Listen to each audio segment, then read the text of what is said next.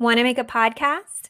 Spotify's got a platform that lets you make one super easily, then distribute it everywhere and earn money, all in one place for free. It's called Spotify for Podcasters, and here's how it works. Spotify for Podcasters lets you record and edit podcasts right from your phone or computer, so no matter what your setup is like, you can start creating today.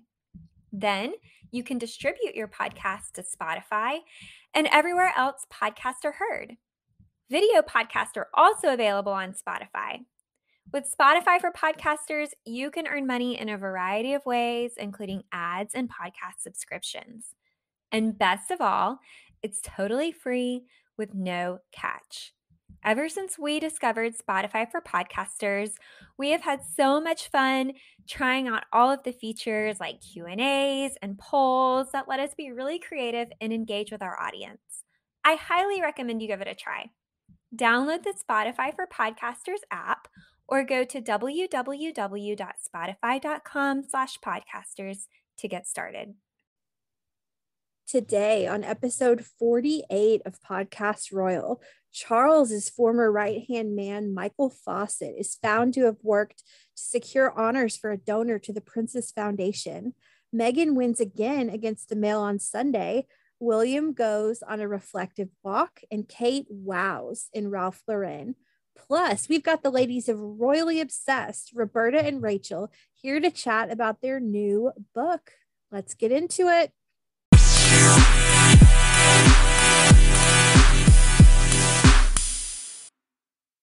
Welcome back to episode 48 of Podcast Royal. How are you, my lovely friend?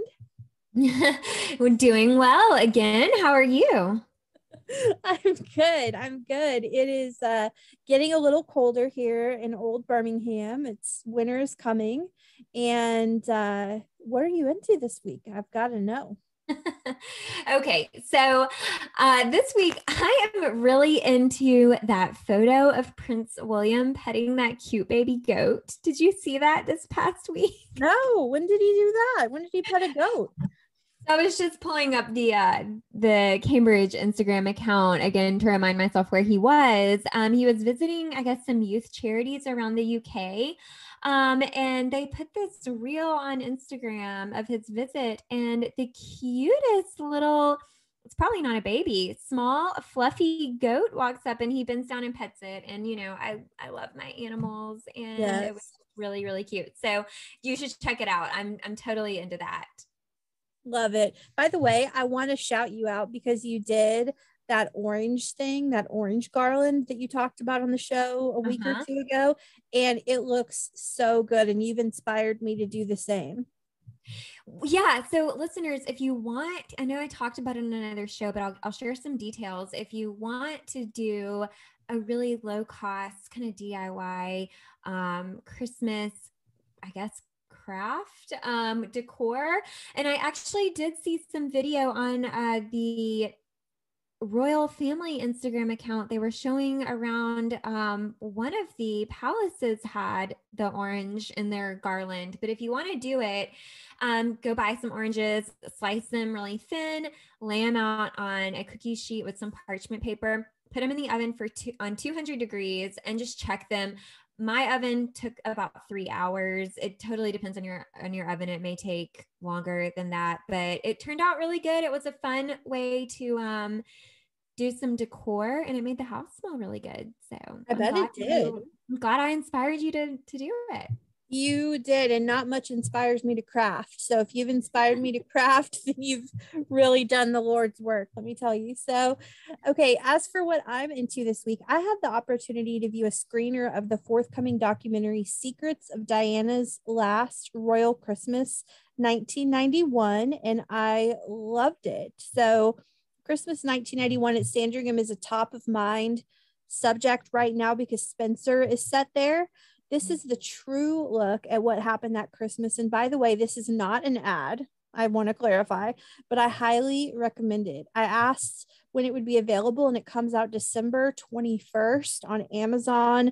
Apple TV, iTunes, Google Play, all the places, but you can actually pre-order it as of right now. Again, this is not an ad. I just liked it. So I learned a lot, and it's a good, juicy way to spend an hour during what I hope are these slower days around the holidays. We were talking earlier about how we need a slowdown.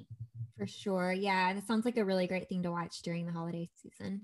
It is, and it really fact checks. It doesn't say that it's fact checking Spencer, but it does by virtue of it being Christmas 1981. It kind of fact checks Spencer. Obviously, there's a lot of parts of Spencer that are fantasy and fiction.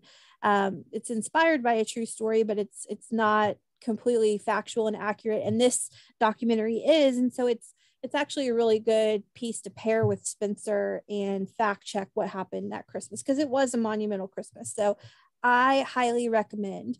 So let's move into the royal rundown. We have a lot to talk about this week, and not all of it is good. Some of it is good, but it's not good news for Michael Fawcett or for Charles, really. Fawcett, who resigned as the head of the Princess Foundation last month, has been found to have worked with fixers to try to secure official honors for a donor to the Princess Foundation. This is according to an inquiry by Ernst & Young, who found Fawcett was in quote unquote communication and coordination with the middlemen between 2014 to 2018.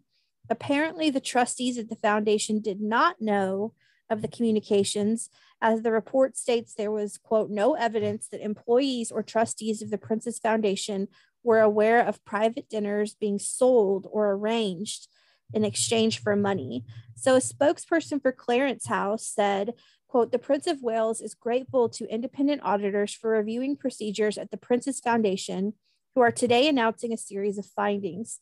It is important to His Royal Highness that the charities which bear his name operate to the highest standards in accordance with rules established by charity regulators. We are taking this opportunity to reinforce guidance to these charities, particularly in respect of their relationships with supporters. As we move through this difficult chapter, I hope that the stories of note will begin to focus once more on the beneficial outcomes delivered by the Princess Foundation. We look forward with optimism to continuing to deliver our charitable activities. This is huge. This is not good for Charles. So what are your thoughts on these findings?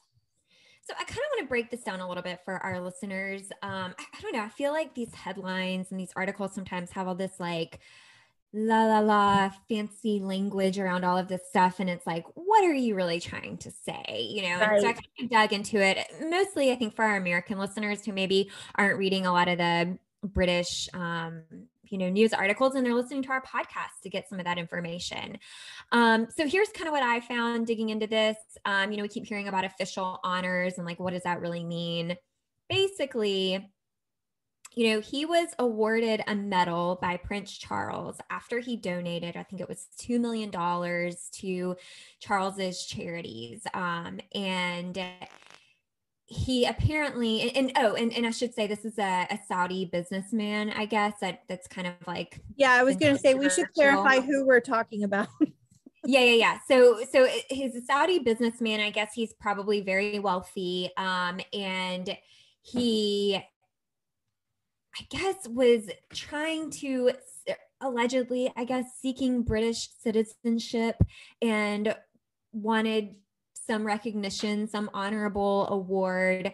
I think the award is the CBE award, which stands for Commander of the Order of the British Empire Award. It's given to people who hold some type of prominent role at a national level or have shown exceptional service to the country or the royal family. So it sounds to me like, he's donated to these charities in exchange, or I guess that's what they're alleging. He did that in exchange to be given citizenship and receive this medal, which Charles has given him. So I guess the theory is Michael Fawcett has been tangled up in all of this. So, sounds like it's a big deal to get this award. It's probably something that people are really honored to receive.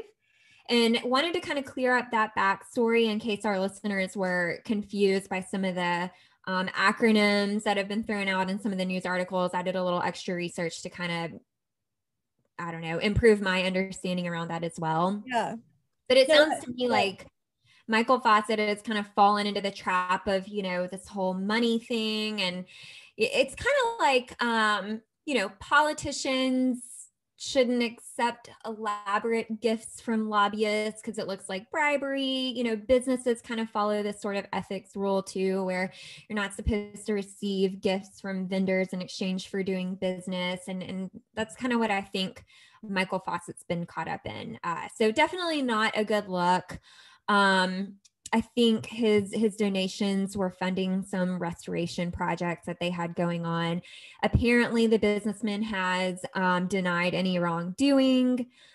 But yeah, I mean, again, not a good look. I think it kind of cheapens the whole medal, when it's associated with being given to someone who basically paid for it. And so that's really unfortunate. I feel like hopefully now that this has been brought to light, though, the foundation can bounce back from this. The people who work with the foundation and weren't involved in this just kind of feel really disappointed that this happened. So hopefully they'll be able to get their finances and, the way they manage donations in order and bounce back from this. But that was kind of my takeaway, just wanting to clarify some of that language in those articles, because I read one from the BBC and you had to dig a little bit deeper to really understand what was going on with this. Yeah, well, we've said from the beginning that Charles can't really win in this situation, right? He's either ethically corrupt, which he's not because he didn't know about it, or he's not exhibiting great leadership. He's asleep at the wheel. He's not fully attuned to what is going on in his own organization. And my computer just made that little noise again, letting me know that Creative Cloud is ready to update. I don't want to update Creative Cloud. I'm trying to talk about Prince Charles here. But it's not good. I mean, it's not good, again, in a moment where Charles will be leading the monarchy relatively soon. We'll say this is not great. And Michael Fawcett isn't just anyone. This is Charles's right-hand man for a great number of years, his probably closest professional confidant, or one of them. And so even if Charles knew nothing of this, which that's what this report says, that Charles did not know, and I believe that, how good of a leader is he? And then we complicate the matter even further.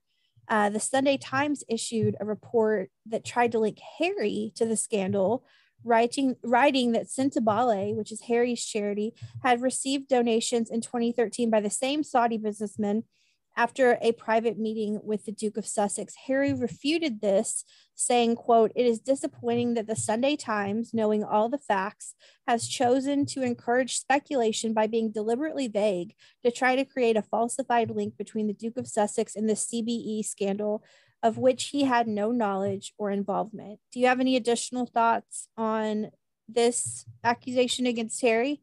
Yeah, so I dug into this a little bit too, and it looks like the same Saudi businessman donated 70,000, I think, to Prince Harry's charity. And I also saw a few articles come out, some headlines about, I guess, Prince Harry may have caused more drama between him and Prince Charles over this, because so apparently he claims he had one meeting with this man, and he, I guess, made this donation, but then Harry says he didn't get good vibes, and after that he refused any other donations and decided to distance himself from this man because he didn't feel like his motives were good. And then he says he expressed his concerns over this. So I guess the theory is this has caused a bigger rift, because if he expressed his concerns about it at that time, why didn't Charles or Michael Fawcett, step in and distance themselves or investigate some of his motives? But I guess the question comes back, if he expressed his concerns, if Prince Harry did, who did he express them to? Did it ever get back to them? So I don't know. I mean, there's a lot going on. It sounds to me like, Harry did try to stay away from any potential wrongdoing once he got bad vibes, but I guess there was a misstep in some of the communication there back to Prince Charles' team. So Yeah, this just isn't, it's just not good for Charles. And with, the allegations coming out with Christopher Anderson's book, which if listeners, if you want to know what we're talking about, you can listen to I believe that was the last episode. And it just, he's not having a very good month. And so but someone who is having a good week this week, another victory for Meghan against the Mail on Sunday, really the ultimate victory, as the Duchess of Sussex has triumphed again, winning her appeal, and the Court of Appeal in London ruling that the case will not go to trial. Meghan can now expect to receive substantial financial damages from the publisher of the Mail on Sunday, as well as a public apology printed on the front page of the Mail on Sunday and on the homepage of Mail Online. Meghan, for her part, released a statement after the ruling, which said, in part, quote, "This is a victory not just for me, but for anyone who has ever felt scared to stand up for what's right. While this win is precedent setting, what matters most is that we are now collectively brave enough to reshape a tabloid industry that conditions people to be cruel and profits from the lies and pain that they create," end quote. So I've actually done my due diligence since the last time we talked about this, and I was kind of bumbling around all over the place. And you explained it really well on the show, so listeners can listen to that episode for more context. But this case, with the letter to her father, Thomas Markle, I believe is finished forever. So what are your thoughts on what seems to be the final nail in the coffin for the case? yeah, well, I don't know about everybody else, but I'm really quite exhausted by this whole case, and I'm really glad it's over. I still think there was some questionable activities on both sides here. It does seem to me like she wrote the letter expecting it to be read, which makes me question how genuine it really was. Listeners might remember she said, even though Thomas Markle wasn't really fatherly toward her, she chose to refer to him as daddy, to pull at people's heartstrings in the unfortunate event that it would be leaked. But I think the overall point of this ruling is that the letter was published without her explicit consent. And I suppose that's considered a violation of privacy according to UK laws. So, it sounds like the correct ruling, but I don't think she was totally innocent in the whole thing either. I think there was probably some writing of that letter expecting it to be leaked. What did you think? Well, I think she's dancing really close on the line between being manipulative and just being savvy. And, and for example, the daddy example, is that like some people would say, okay, that's manipulative. Some people would say, okay, well, she's just being smart about it. And she knows who her father is and knows that he's going to probably leak this. And so I don't know. I personally, I'm just tired of talking about this case. I'm tired of talking about royals and court cases. Did you say I'll be interested to see what the front page apology looks like. Oh my gosh, I know, right? And I will be very interested to see that. And it's like, let's hammer it home. Like, not only did she win and she's getting a financial settlement, but let's put it on the front page and on the website. Boom, boom, boom. Sucker punch. So anyway, anything else on this case? She won. That's great. We're moving on to to our next royal court case, which will be probably much less fun to talk about than that even. So to honor World AIDS Day on December 1st, Harry wrote a letter and narrated a film to bring awareness to HIV and AIDS. Harry wrote in part, quote, "We honor those whose lives have been cut short and reaffirm our commitment to a scientific community that has worked tirelessly against this disease. My mother would be deeply grateful for everything you stand for and have accomplished. We all share that gratitude, so thank you." Diana, of course, was a champion of the fight against HIV and AIDS as well. And also on December 1st, William and Harry, I think this is so cool, met with recipients of the Diana Awards Legacy Award. William met with them in person at Kensington Palace, Harry virtually via Zoom. The Legacy Award is the most prestigious accolade from the Diana Award, and it recognizes social action and humanitarian work and is only handed out every 2 years. So get this year's winners will be given their Diana Awards by Diana's brother, Charles, at Althorpe on December 9th, which is this Thursday. Althorpe, of course, is the Spencer ancestral home. That is amazing to me.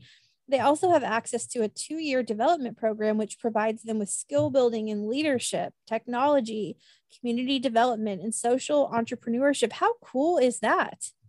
Yeah, that's really, really cool. If I think the article I saw said there are 10 British recipients and then 10 global recipients. Is that correct? That sounds right. I think it mentioned like places like Taiwan, Indonesia, Germany, and even the US I saw on a list. So pretty cool. I just think that's amazing that they're going to be able to go out to Althorpe, which is, really been pretty protected. I mean, you can go out there and there's that's where Diana is buried, and you can go out there, but you can't like ever go all the way out to her grave. But I mean, that's just so special to be able to be there with her brother. And I mean, just how incredible is that? I just think that's awesome. So congratulations to all of the award winners. Kate stepped out last week at an exhibit I'd like to see personally at the V&A Museum. It's an exhibition of Fabergé eggs. The exhibition is called Fabergé in London, Romance to Revolution, and features the largest collection of Fabergé's imperial Easter eggs to go on display in decades. Among the exhibition were 3 eggs from Queen Elizabeth's collection: the colonnade egg, the basket of flowers egg, and the mosaic egg. But I also want to talk about Kate's outfit and her ponytail. I absolutely loved this Ralph Lauren top and the way Kate styled it. So, okay, I went on Ralph Lauren after, and they don't make my size. So please make my size, Ralph Lauren. First of all, they only go up to an XL, and I probably would do for a double XL in that top. And so, and the way Kate styled it was great. She had it tucked in, and the ponytail, the whole look I loved. So what did you think? Okay, so first of all, I don't know why I am so intrigued by Fabergé eggs. I know. It's okay. Like, forget the Ralph Lauren top, but the exhibition was super cool too. Yeah, so they are so interesting to me, and it's so almost funny how like expensive, like how much, I don't know, like the value of these eggs. And I don't know, do you know a lot about the history of the Fabergé eggs? I really don't. I just think they're beautiful. Yeah, so I was thinking the same thing. So I did a little bit of digging on this too. Because I'm thinking like, why are they shaped like an egg? Like, what's the history behind this? Well, where do they come from? So listeners, if you were wondering the same thing, let me tell you what I found. So the first Fabergé egg came from Russia more than 100 years ago. Tsar Alexander III commissioned a man by the name of Peter Carl Fabergé to create this fancy egg with jewels on it for his wife as an Easter gift. So that's why it's an egg, because it was a gift at Easter. Okay. It was only going to be a one-time gift, but they actually loved it so much that this tradition continued every year after that. And so I think in total, there were originally 50 Fabergé eggs created for the family. I think the Tsar's son kind of carried on this tradition and had one made every year. So I guess what I read on this article is that today there are 43 of the 50 original accounted for the family in Russia. So I don't know where the missing 7 eggs are. Apparently, when the Bolsheviks invaded St. Petersburg, they took these eggs. And so I don't know if some got lost during that, but that's just a little side research I did on Fabergé eggs when I was. I mean, I think they're beautiful, but I don't really know anything about them. And I definitely didn't know they were, and this makes sense, inspired by Easter. Yeah, and if I got any of that story wrong, listeners, let me know. I did a little research and found that online, and I thought it was really cool. So if we have any Fabergé egg experts, please weigh in and let us know some of your knowledge. Now, on to Kate's fashion. So I have to admit, I was not a fan of this look. Really? Yeah, I like my loved first this thought, top. when I saw the photo of her, I just felt like the outfit looked super outdated to me. I didn't find it really exciting, but I will say, I'm a really big lover of, her more feminine styles. I love the dresses and the skirts for her engagements. And so I don't typically, every now and then I'll appreciate, the dress pants with a blouse, but I tend to be more into the dresses and skirts. I don't know. I just felt like I really like it when people can take a look from, a past decade and wear it with kind of a modern twist to it. But this to me just felt more outdated without any kind of like modern twist. So I don't know. It was not my favorite outfit by her. What did you think of the ponytail? The ponytail is fine. I liked that, but just the overall, the blouse and the pants weren't my favorite. Well, isn't that a shame that the one that likes it can't even get it? And the one travesty, I'm telling you. Make a little bit bigger sizes, Ralph Lauren, please, so that I can buy this top. But like, I don't. Okay, let me say one more thing. I didn't like the top when I went to the website and looked for it.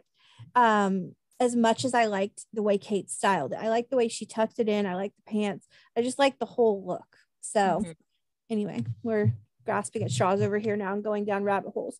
Get it? Rabbit holes, Easter eggs. Oh, connecting everything.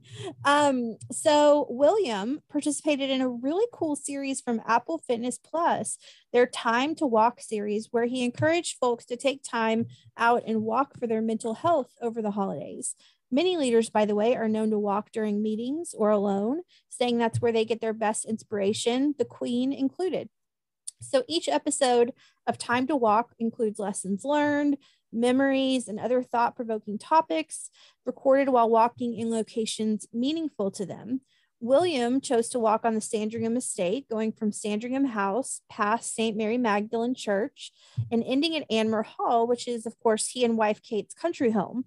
The Duke of Cambridge wrote on Instagram, quote, "Walking has been a feature of my life during the good times and the bad, come rain or shine. For me, it provides an opportunity to clear my mind and gain some perspective. It's a key part of how I manage my mental health. It can be a very sociable exercise or a moment of complete calm and isolation."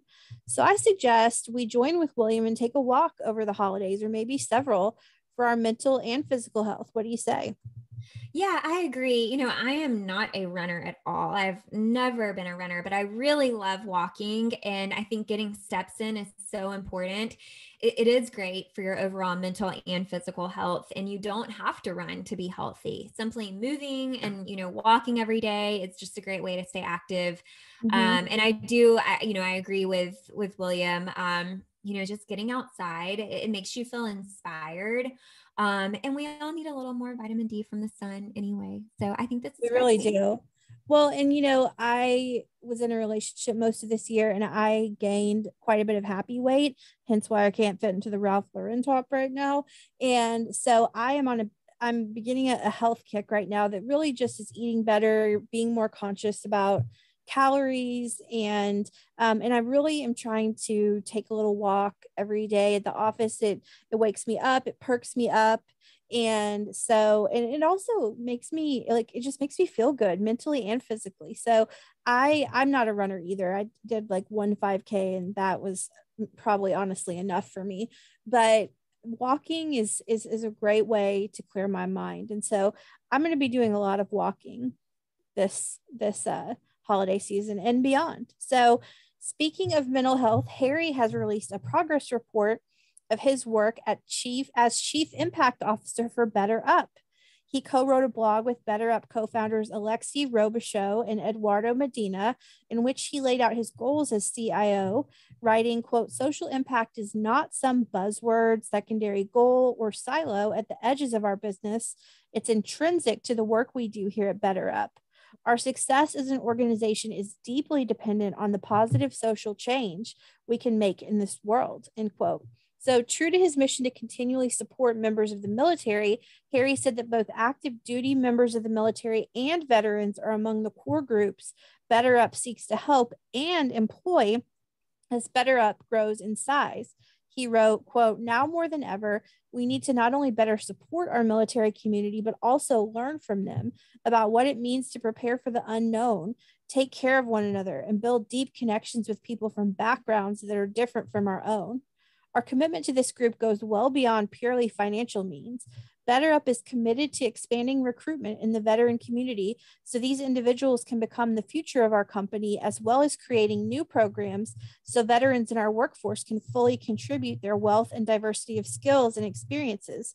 Any of us would be lucky to have them.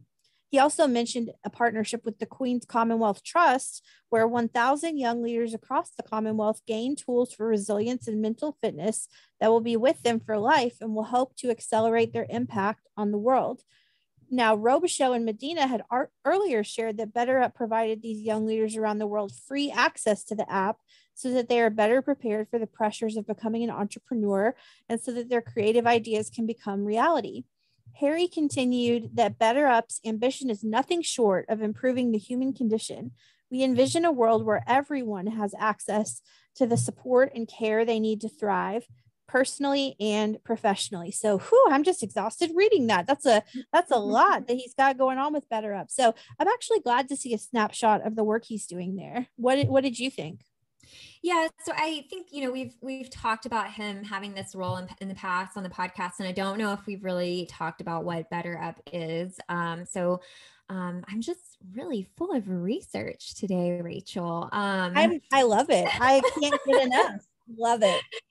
So I checked out their website, clicked around. Overall, it looks like they partner with companies to provide coaching to, employees in order to promote a culture of health and happiness. And I guess this is based on their assumption that your overall business will perform better if your teammates are thriving. So they've got programs around things like diversity and inclusion, sales performance, leadership coaching, team engagement, mental fitness, and organizational health. So I would really like to hear more about some of their strategies and programs they're putting in place to really attract veterans to their team. I'd also like to hear more about, how they're supporting the military and their mission. So, interesting company and what they're doing. But yeah, maybe we'll get more from Harry in the future. I'll be honest with you, Chief Impact Officer just sounds like a figurehead title, right? It just sounds like, oh, they've got Harry here and, they're just paying him to talk about BetterUp sometimes. But I mean, it's nice to see this is a lot of work that he's doing. And so I'm glad that they did this. And I think a lot of people are calling for status reports from different facets of Archewell, like, like the Netflix deal, the Spotify deal, all the different projects they have going on. Apparently they hear these calls and are responding to them. So that's good. I like it. Good research. Research queen. So we don't have any royals around the world news this week, which is the silence is deafening from like Monaco, honestly. And so that's really that for the royal rundown. I mean, I say that's really that, like there's nothing. You got something? I do have a little news from around the world that I'll share with our listeners. And I haven't shared this with Rachel yet because I wanted it to be a surprise. But we got our, 2021 recap from Spotify recently. Ooh, so I've got some fun, reports from the pod to share with our listeners. And these are just a few highlights from the year. And this is from Spotify, so I don't think it includes like Apple or other listening platforms, but I thought they were kind of fun. So I'll share a few. In 2021, we had a lot of first-time streamers, and we actually had 23 new countries represented. 23? Yeah, so we've got listeners and we obviously have some listeners that started listening to us from other countries in 2020, but in 2021, we added 23 new countries to our listener group. And out of those 23, the countries who loved our podcast the most were in Spain, the Philippines, the Netherlands, Sweden, and Belgium. So the US is, of course, still our biggest audience, but these are our newly added listeners this year. So that was really fun. Shout out to everyone in those countries listening to Podcast Royal. And then another fun fact, our most popular time of day for our listeners to listen to our podcast is right in the middle of their day. So between 11 a.m. and 5 p.m., that's when 33% of our audience listens to our show. That is so cool. And then, yeah, so we've got one more. We released 1,936 minutes of content so far in 2021. And then we also had several people who listened to our show on their birthdays this past year. So thank you so much to those of you who spent your birthday with us. We really appreciate it, and happy belated birthday. That's a lot of minutes of listening to us talk. God bless all of you. Wow. That is so cool. That makes me really 23 countries. My gosh, when we started this, we were just out of your walk-in closet and here in Birmingham, Alabama, and you just have no idea where you will touch. So listeners, keep listening. We love you so much. And I mean, my gosh, if we know anything, 2022 is set up to be a roller coaster of a year. So we're going to hang on for dear life on that one. That's so cool. I wish Apple did a report like that. Yeah, I know. That would be fun too, to look at that. That's really, really neat. Anything else before we introduce our fantastic guest this week? No, I don't think so. I'm excited to talk to our guest, and I think our listeners are really going to enjoy this. Well, I have a feeling a lot of our listeners will know these lovely ladies. For segment 2, we've got Royally Obsessed on the program. What an honor this is. We're thrilled to chat with Rachel Bowie. This is so funny. When I don't even know if I've told you this, Jessica, when I met Rachel Bowie, and why I always struggle pronouncing her name is because I dated a guy whose last name was spelled the same, Bowie, but it was pronounced Bowie. And at one point in time, we were serious, and had I gotten married to him, I would have also been Rachel Bowie, but she spells it the exact same way, but it would have been pronounced differently. So I always want to say Rachel Bowie, but it's Rachel Bowie. Anyway, that's neither here nor there. We are thrilled to chat with Rachel Bowie and Roberta Fiorito from Royally Obsessed, who have written a new royal trivia book that is the perfect gift for yourself or any other royal follower you know. Take a listen to our conversation.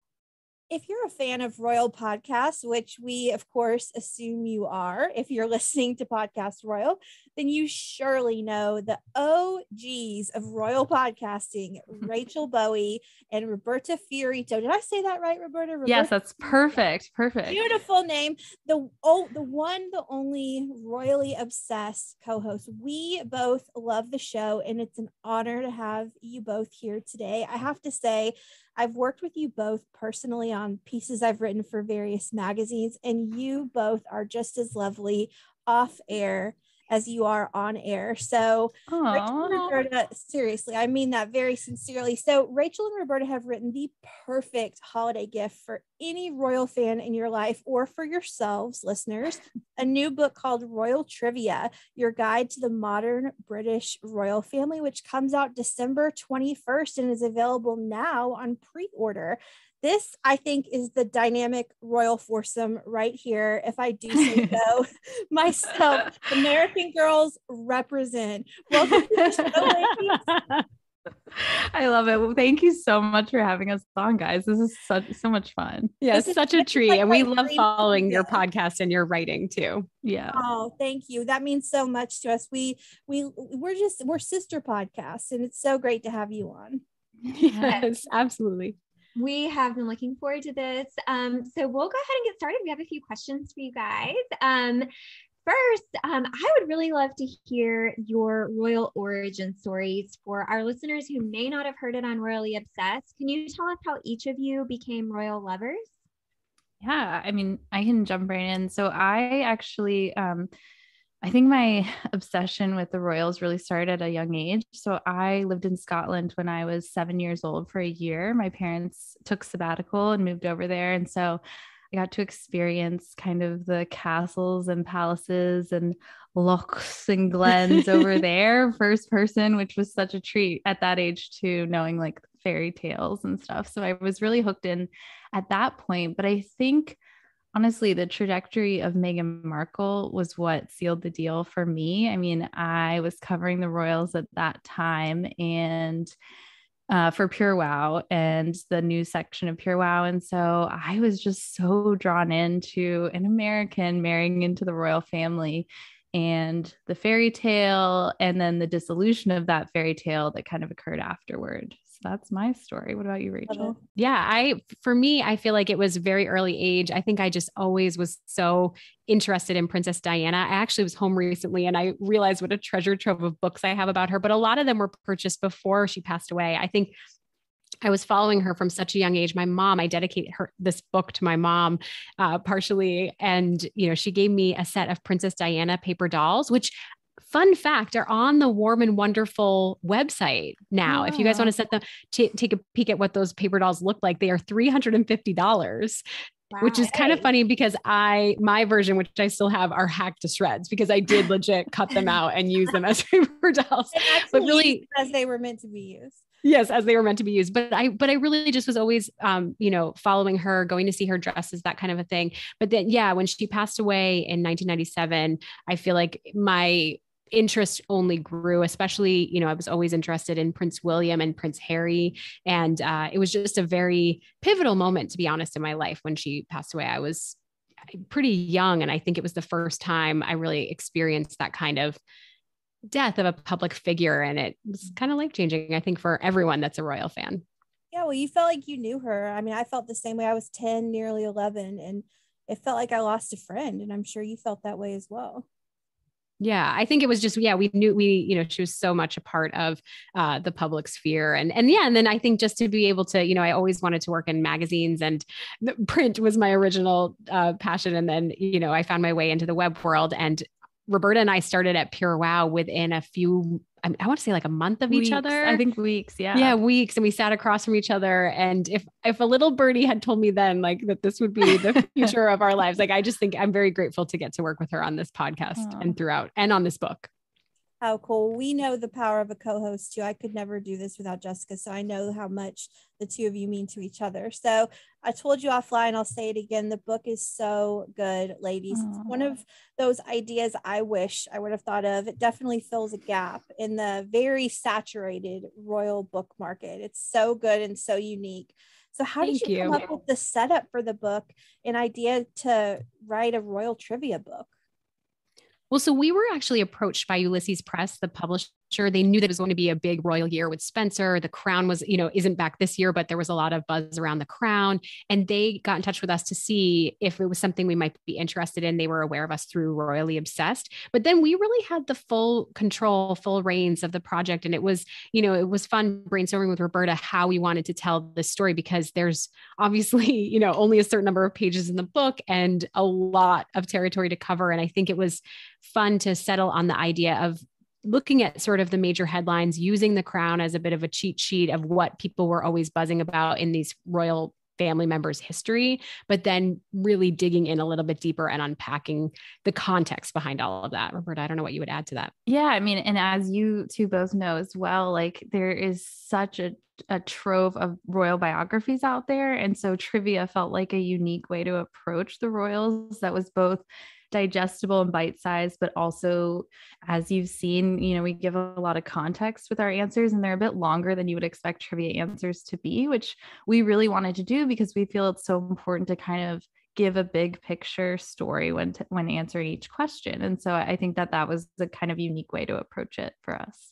Love it. Such a fun fun way to approach a book. So we listen to your podcast, and of course, we know that you guys know so much about the British royal family. When you were writing this book, what was the most surprising fact that each of you learned? Oh gosh, the most surprising is really hard because I feel like there were so many. One of the things I loved, and we do obviously all four of us know a lot about the royals, but I think when Rachel and I took on this podcast in April of 2020, writing this book was an amazing way to really refresh ourselves on the background of a lot of the royals. And so it was a learning process for us as well. Like, I won't kid myself that I knew everything in this book beforehand. Definitely not. No. So it was something where we got a really nice crash course in everything too, which helped with the podcast. And so it was kind of this nice symbiosis. But one of the things I loved learning about was the Queen and her formative years. One of the trivia questions asks about her younger years before, we knew that her dad would one day be king and that her uncle would step down and abdicate. And so one of the things was that she lived in a palace with a number and no name, which is like a royal mystery. What is that? Well, it was called 145 Piccadilly, and it's the place where they grew up. And it was very much low security, which is just so crazy to imagine now. But I think, there was even a doorbell right next to the door that said there was a button for visitors and there was a button for the home. And so it was like, it feels really interesting to kind of peek back into her history and learn a little bit more about the Queen, Her Majesty the Queen. What about you, Rachel? I mean, I think for us too, we really dug into, obviously we organized the book by the Cambridges, the Sussexes, Princess Diana, Prince Charles, and then the Queen. And we know we're very familiar because I think that it's been our experience, the Sussexes and the Cambridges. We've lived through a lot of that. But I think also digging back into the life of Prince Charles a little bit, I think it was fascinating to really learn what a role the Queen Mother played in his life in terms of exposing him to the arts and giving him loads and loads of hugs and sort of nurturing him in a way that was very contrasting to his parents growing up, and how that was a pivotal part of his childhood. I think those kinds of nuggets were just really things that we don't talk about as much anymore. And, digging into the past of Charles and the Queen in particular, I was less familiar. So that was really exciting and interesting. Yeah, perfect segue into my next question. So you just mentioned how the book is divided up into the Cambridges, the Sussexes, Charles, Diana, and the Queen. And so was there a royal family member, an individual? You kind of already answered this, Rachel. Was there a royal family member in particular that you learned the most about from writing the book? Oh gosh. I mean, I think we had the most fun writing about Diana. I mean, the resurgence of Diana this year in particular has felt so strong in pop culture. Rachel was in the CNN series about Diana. Oh, thanks, guys. There was also Spencer, her Emma Corrin on The Crown. There's The Warm and Wonderful, The Sheep Sweaters. So it's really been fun to kind of look back at her life in a way that feels still so modern and so relevant to today. So that was my favorite person. What about you? Yeah, no, I mean, I think it really was having a chance to, for me, it was fascinating to spend more time on Prince Charles. We know a lot of the current headlines, obviously, and they're not good, but I feel like going back in time and seeing, and they're not necessarily good back then, but I think really seeing how his life has unfolded over, 70, is he almost 75, 74 now? I think a little bit older than that, but just kind of digging into that. And then also I think what was really fun is also to revisit some of the coverage back then. Like, we really were given access through our publisher to a lot of newspaper subscriptions, newspaper archives, so we could do extensive research. And I think just being able to read those original first person accounts of the wedding of Prince Charles and Princess Diana in the New York Times and how people covered it. And also like print reporting. I think it's very exciting how, sort of the language that is used, it's very captivating and very, what's the right word, Roberta? Like, it's just like flowery. Yeah, flowery. Yeah, exactly. So I think that was kind of fun to just revisit, experience for the first time and see those different accounts. Well, I am really excited about this question. So can you tell us about your new cocktail party conversation tidbit from the book? I don't know about one particular conversation, but I do know that my mom is so excited to bring this book to her book club and quiz all her friends about it. Fun is that? So that's what's wrote a book casual. Yes. Oh my gosh. And it's going to be so funny to hear them like try to answer it and, get really into it. But I think that's what's really fun about the format too, is that it can be a game in a way. Like you can either sit down and read it cover to cover, like you would a novel or a biography, but you can also quiz your friends and then give the full context behind the answer, see who gets it right. So that's really fun. But I do think, one of the things we mentioned in the introduction is Princess Diana and the wedding nerves she had on her big day, and how, that resulted in perfume being spilled down her Emmanuel wedding dress. So there was also, she flubbed the order of Charles's name and they didn't seal I do with a kiss. And so it kind of set the tradition of kissing on the balcony after the royal wedding, which has been carried on through Diana's sons. So that is really fun to me. I think that's a fun one to pull out a cocktail party. Yeah, definitely. Yeah, I think that it's also just one of those things where it's really fun. Like whenever the topic of the royals comes up, I think that there's all these casual followers that you're like, oh, you didn't realize the people that you're hanging out with are that interested in it. And so I think that the book is really designed to be like, you can get the quick answer to the trivia question, but then we really try to go in depth within a certain word count, of course, but just on these topics that are very headline making, and we try to set the record straight on some of them. I love it. I mean, there's a million back pocket topics that you could take to a cocktail party about the royals, because you both host Royally Obsessed. And so if someone said, well, tell me something about the royals, boom, you now have like hundreds of cocktail party topics. Well, do you guys ever... Oh, sorry. Go ahead, Rachel. No, I was just going to say, do you guys ever feel like when the royals comes up at a cocktail party? I know we're pretty, the COVID has taken cocktail parties to the back burner slightly, but I feel like it's, even last week I was out to dinner with friends and I feel like the royals came up and then it's just this runaway train. And I'm like, and I end up being like, just one more thing I want to say. And then I feel like my friends are kind of like, oh, okay, let's actually change the topic at a certain point, but there's so much to talk about. My friends know that if they want to bring up the royals, they better be prepared to bring up royals. Like we can't just gloss over this. And thank God for Jessica, because Jessica is one of my dearest friends in real life. So if I really want to go there about the royals, we go out to dinner. And that's great.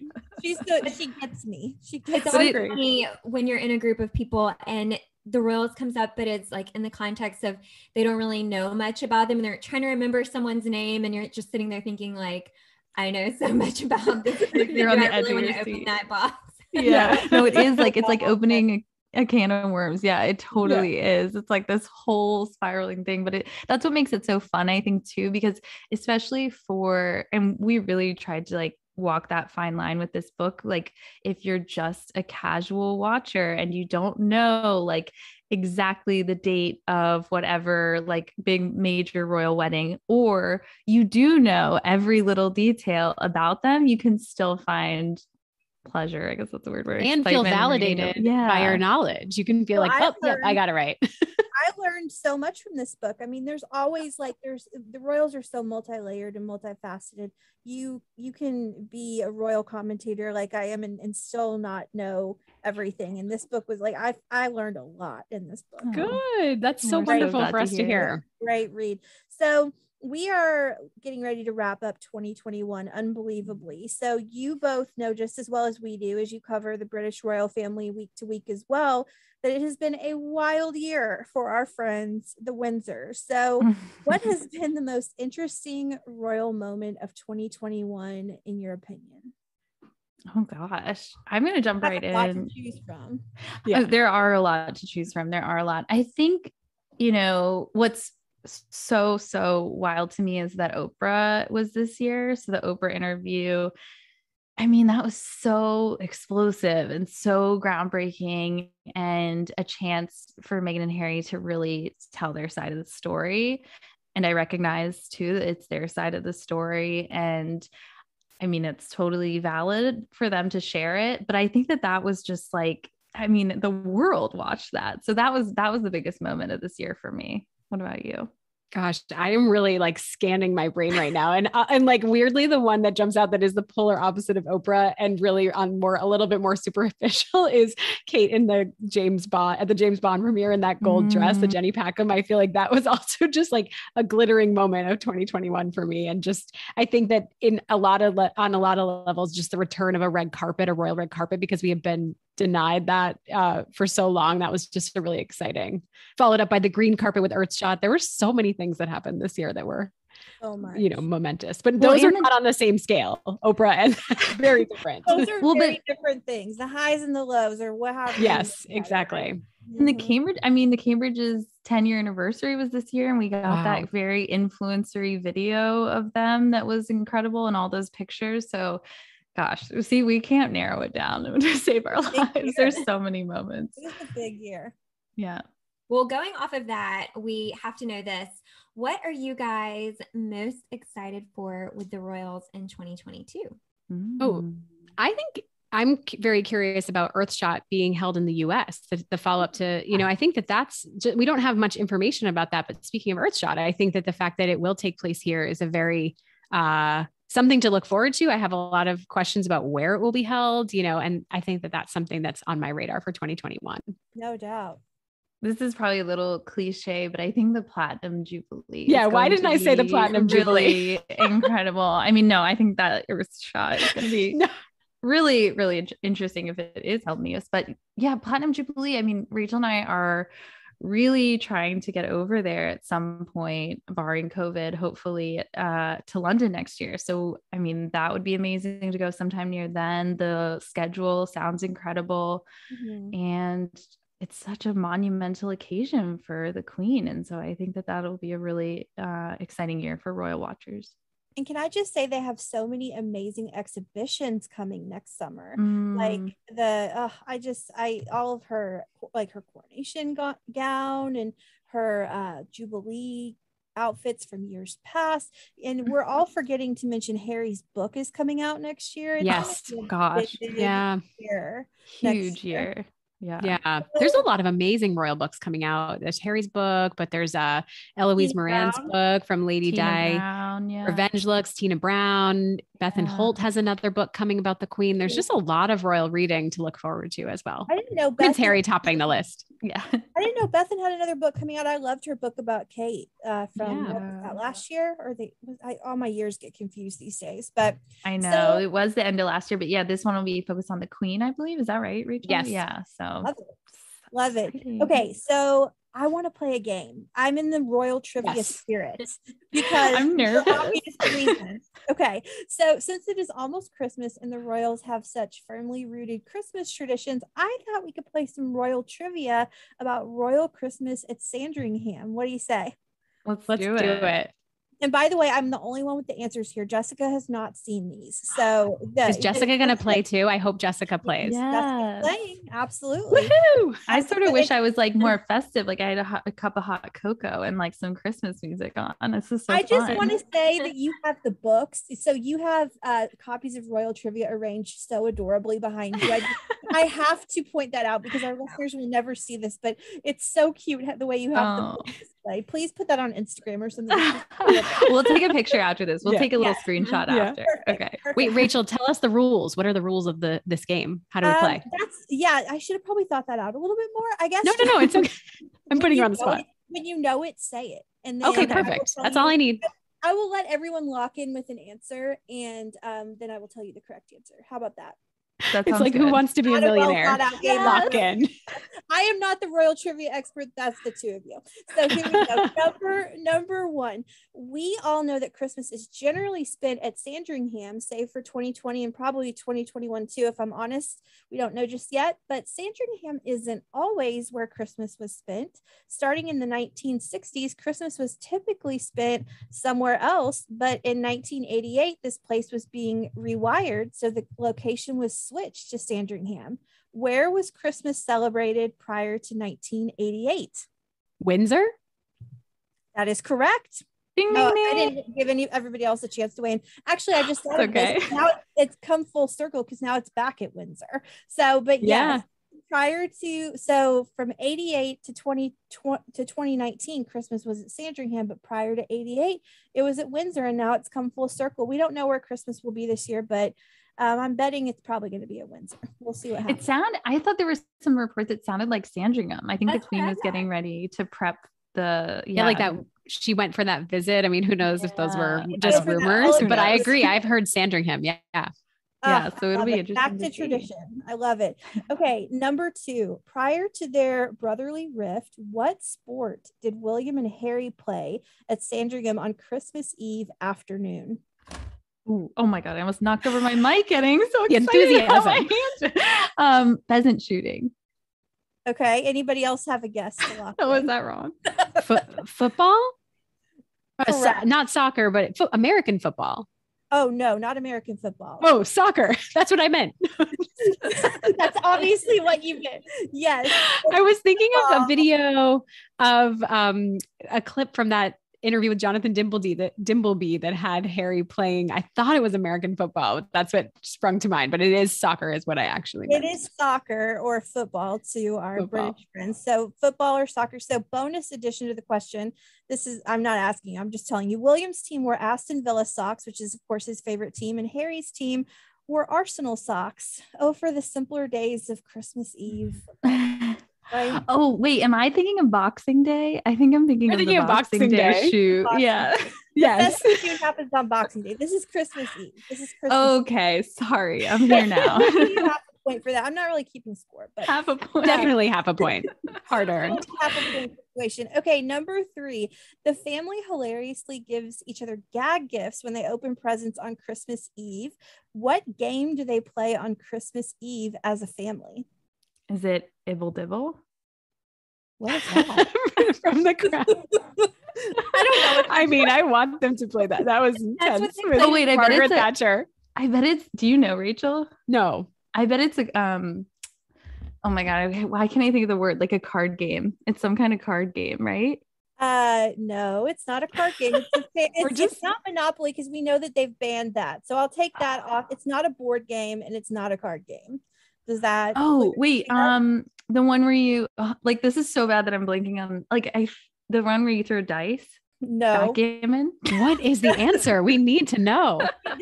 This is something that like I would play at my family gathering. Charades. They play charades. Oh, cute. Okay. I don't think Got I it. knew that. See, I think you I was learn thinking something of card games. new every time. Yeah. See, we're all learning every day. Okay, you will for sure know this. What is the name? Jessica, where are you, by the way? Throw your guesses in here too. Okay, what is the name of the church on the grounds of Sandringham that the family walks to every Christmas morning for service? St. Mary Magdalene. Ding, ding, ding. I was going to Because say ding, ding, ding. Well, also, we talked today on the pod about Prince William's time to walk with Apple Fitness Plus and how he walks right up to it. And that was really cool. So, but yeah, I love the Christmas morning church walk. I hope we get that this year. I know. I know, right? I mean, that's a bucket list thing for me to go to the church walk. I would love it. Oh, Okay, yeah. you Oh, my all- gosh. You all will all probably know this answer as well. What time, local time, London time or Sandringham time, which is the same thing, is the Queen's Christmas Day speech aired in the UK every year? Is it 2 p.m.? It was 3. Oh, Did you say 3, Roberta? she I think did. Jessica did. Oh, Jessica did. Jessica, I was just is vouching. correct. Jessica is correct. It is 3 p.m. every year. And it's, of course, pre-recorded, and she enjoys watching it with her family. Okay, we have one more question and then a bonus. The Queen typically stays at Sandringham long past Boxing Day on December 26th. In years past, she stayed until February 6th. This day is immensely important to Her Majesty. Why? It's the day her father passed away. Correct. At Sandringham in 1952. So she stays there to honor him. I think it's so interesting because it's like, it must be such an emotional roller coaster because you come from this high of the holidays and everyone gathering together. And then it's like, she kind of goes in, not really into a period of mourning per se, but like, it really is a little bit sad, the occasion that she's there until. So. And I think it's sweet and sentimental that they actually keep the Christmas decorations up the entire time until she leaves. Yeah. Yeah. So, okay, bonus question. The Queen gives a food item to her staff every Christmas. What is it? This is the toughest one. Okay. This is a good bonus. Can I guess? I don't know if I'm right. Or Jessica, do you want to guess? The first thing that came to my mind when I saw this question was fruitcake for some reason. It's like a Christmas pudding. Christmas pudding. Ding, ding. So ding. it's like, it looks, I've seen pictures of it. It looks not appetizing at all. I'm not a Christmas pudding person. It looks like rock hard, but hey, she gives it to them every year. So that's and they love nice. it. And they take it with a smile. Okay, good job, ladies. You are Royal Trivia 2.0. We still have more to cover, clearly. That was really great. fun. Yeah. I just so fun. a chapter in your second book. There you go. Thank you. It was amazing. I learned so much. Chapter. Well, listeners, we're excited for you to get your hands on Royal Trivia, your guide to the modern British royal family.